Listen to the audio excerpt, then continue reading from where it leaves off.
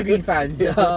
Yeah, so we just came from the game. LaSalle won by 12 points against the Adamson Falcons. So win is a win. Come on, get some sorry. Yeah. I don't know. Parang di na sila mag-sorry. Yeah. Well, so we played well, I would say, especially the first quarter where we raced to a big 22-point lead, if I'm not mistaken. Yeah, Adamson was spiked at 3. So Ben made a big... LeBron played a big game. Yeah. Ben made a big mark coming back. Instantly, he goes down for a 2 in the early part and he's a 3. Yeah. Diba? Yeah, so parang all of a sudden we're talking about these players that we can talk about a LeBron James or that and he pulled off for a 3 for his next shot actually. Diba? So and we race out, play big. I remember Karakot made a shot. Richie Rivero was slashing a little bit, and even Santi Santillan was doing it was a very good first quarter, pero the good thing stopped there though. Yeah, parang second quarter onwards, all of a sudden, I think the pace slowed down a bit. Like it wasn't our pace anymore, to the point na Adamson was able to slowly catch up and trim down the lead. But I guess every time they cut down the lead to like a single digit or like medyo lumalapit na sila na konti, sige, pasok na natin si Ben, let Ben handle the problem. Do you think having Ben back changed the way we play it, so we weren't as smooth as the previous games? Yes, I think so. Yeah, like I think in the last couple of games, like we passed the ball a lot and just hoping that we always find the best person to shoot the ball. I think that was the goal in the first 2 games, but in this particular game, let's pass the ball to Ben.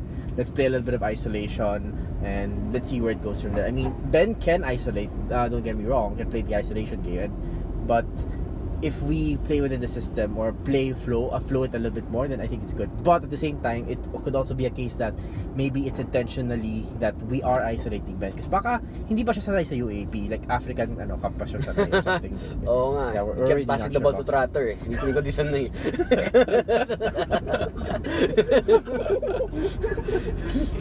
Yeah, like I think he drove a couple of a bunch of traveling calls, a bunch of he had like 4 or 5 straight turnovers in one sequence. Yeah, siguro kasi like maybe in the international game like they wouldn't call those, but when it comes to the UAP, alam naman natin na medyo maninipis yung mga calls. And let's talk about that. Medyo tanga.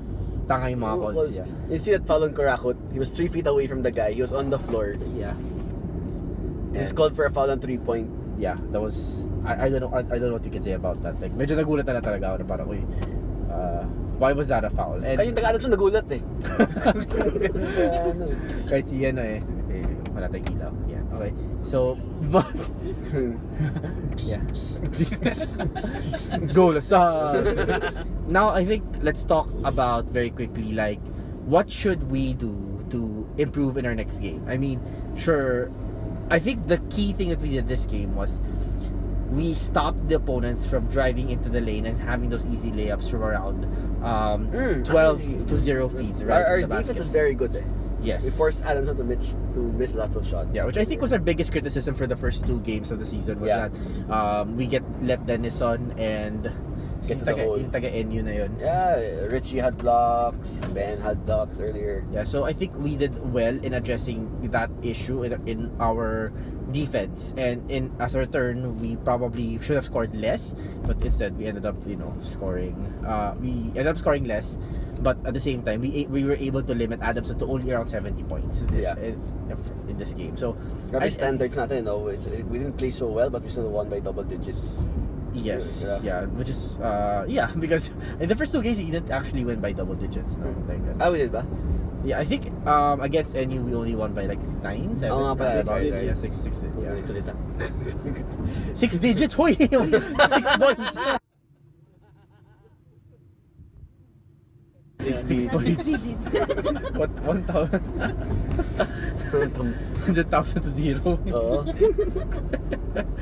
I think it's like looking at the game, remember how Ayo played Letran back then? He never had used for a dominant big man. His system was really used for ball movement. So I think what we saw in the past 2 games was really what Ayo's system is made for. Yes. Now with Ben there, we had to maximize him because he's a once in a generation talent for the UAP. Sabi nga siya, overqualified siya for the UAP, di ba? Yeah, we probably place 4th in the PBA Commissioners It's Cup, according to Lili, di ba? Yeah. But given that, I think it bodes well for what we have in store next year, since it's most likely Ben will be the only one leaving from this team. That's So right. it's Yeah. exciting. And But, and I think eventually like Ben will go down to the 3 spot and flow them offense a little bit more. Oh, yeah. Para ano. Alam ko nga, nung starting lineup, just like call him at point guard, Ben Mbala just to mess with kalaban. Yeah. Mess with the kalaban. There's a sequence where he got a steal from the other end and was gonna go for a fast break. Alam na naman natin magda-dunk na siya eh. Yeah. Like we were literally just waiting for it, pero sayang na foul siya eh. Like Oh. I think one of my Twitter friends, if you see Yo-Yo Sarmiento, said na if he got the ball and then dunked from the free throw line, that's end the season na daw today. Oo. Yeah, which Pero, insane, but yeah, it's good. Yeah, it's good win. I think this Adamson team is a bit. We have to watch out for this Adamson team. It's a classic France Sumerian team. Do you know they have talented pieces there, and I think they're gonna come back and peak in the second round. So they're a team to watch out for.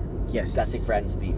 Yeah, and we know these players did well last season. Ahamisi, Manalang, and of course you have Teres Booster, but they're the extra player, and a lot of other good pieces there that will be able to contribute eventually. It's not as easy though, given compared to his time in Lasal to build this team.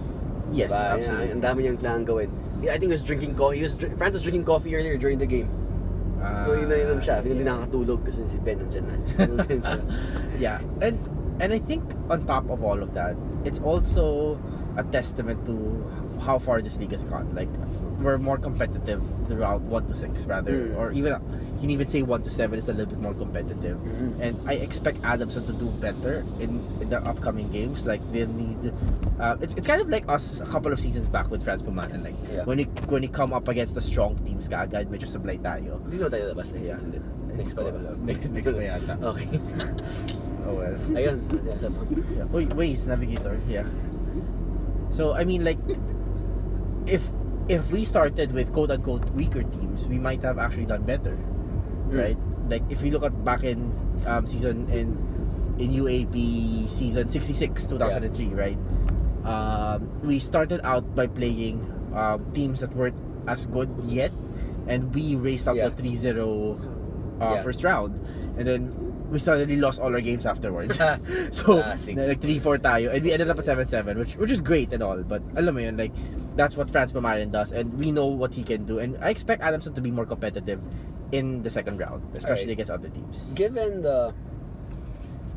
that we face 3 top contenders, now we have an easier run of games, arguably based on the rankings. diba? It's UP, USD, then the tough one against UE. Yeah.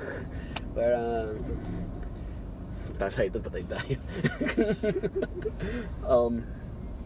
Leading into the Ateneo game, how do you think the team will approach this next?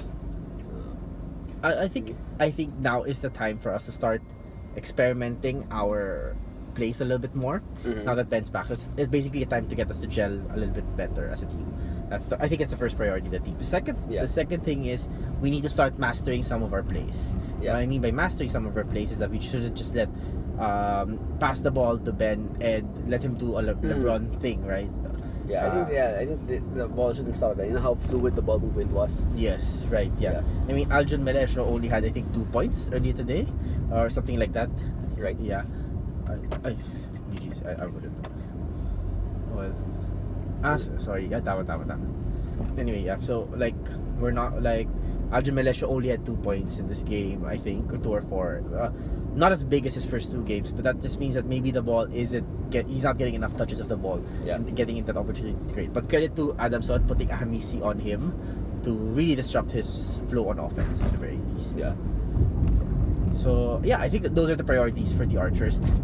Experiment more, master a couple of really good plays. Yeah, and line up the defense, and maybe you can and essentially make them unscoutable going to the Ateneo game. Unscoutable on the tactical end. That's the next big game, no? Yeah. Going like unscoutable going to the next to the Ateneo game. You think Ayo has still some plays up his sleeve, given course, how Tab scouts and really prepares for opponents? Yeah, of course. I would think so.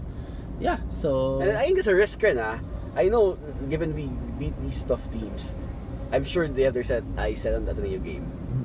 given that this isn't be an easy run of games, it has to be important to keep their focus Yeah. in terms of things they need to execute against these supposedly weaker teams. Yeah, I would completely agree with that. So yeah, I mean, it's really a good opportunity for us to gel better and really perfect our system as in LaSalle basketball at the very least. But yeah, I mean, in general, this is a good game for us.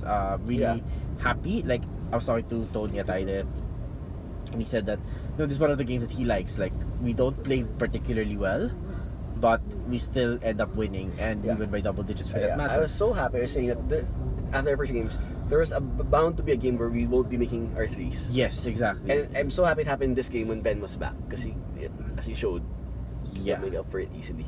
Now against Ateneo, that's a different story.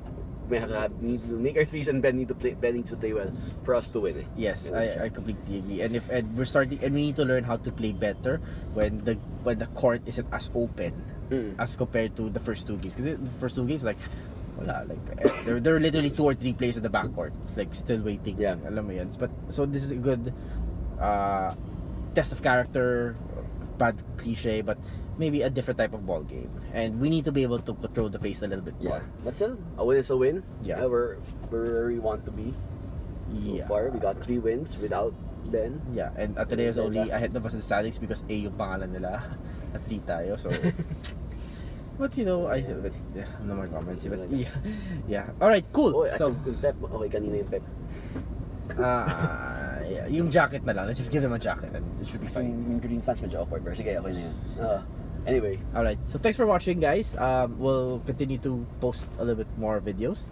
And please subscribe if you haven't subscribed to Green Fans yet. Medyo traffic, medyo what tayo. Yeah. Maybe you can tweet us too, then we'll just answer it. I think we can cover season 80 to 75. At this rate. I think we can go all the way back to season 60. Oh, pwede. Yeah, let's try that. Yeah, like Makmak was in the game. Oh, si Makmak. Maybe that's a something for future Green Fans. But thanks for watching, guys. You know about Manny Ramos, diba? Diba? Yeah. Ben Mbala is the Cameroonian Manny Ramos. Alright, so thanks for watching and Animo Lasal. Animo Lasal. Si Hachax iwan natin sa MOA.